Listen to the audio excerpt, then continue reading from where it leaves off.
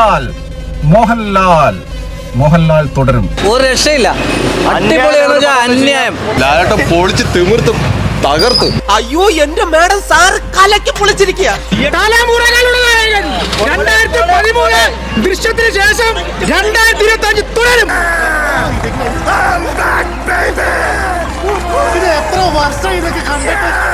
എങ്ങനെയുണ്ട് പടം? നല്ല ഇടിവെട്ട് പടമാ സാറേ. കളക്ഷനോ? ഹൗസ്ഫുൾ ആണ് സാർ. ഒരാഴ്ചത്തേക്ക് ആ ഏരിയയിലോട്ട് എടുക്കണ്ട. ഊണ് കഴിക്കാൻ പോകുന്ന ചിക്കൻ ബിരിയാണി കിട്ടിയെന്ന് പറയത്തില്ലേ, അമ്മ ഒരു എക്സ്ട്രാ ഓർഡിനറി ലാലേട്ടൻ. നമ്മൾ തമ്മിൽ എത്ര സിനിമ അഭിനയിച്ചിട്ടുണ്ടാവും ശോഭന? 55 സിനിമകൾ. വീണ്ടും സിനിമയിൽ അഭിനയിക്കാൻ വിളിച്ചവരില്ലേ? എന്നെ ആരും വിളിച്ചില്ലല്ലോ.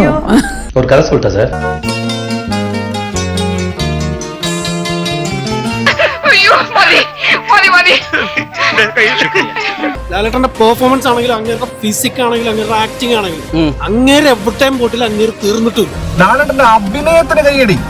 ഏത് മറ്റേ മാസിനോ മുണ്ട് മടക്കി കുത്തലിനോ ഇൻട്രോയ്ക്കോ അതൊന്നല്ല.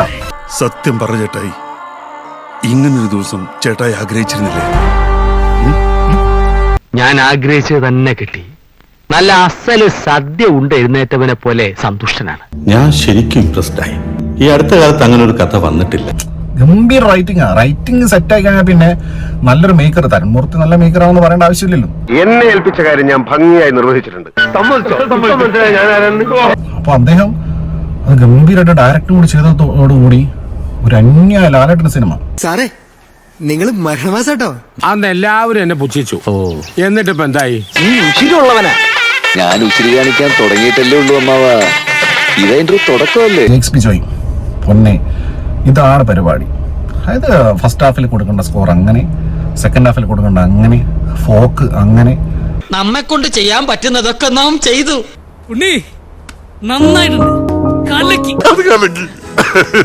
എന്നാ കഥയും മ്യൂസിക് നടന്നറിയോ?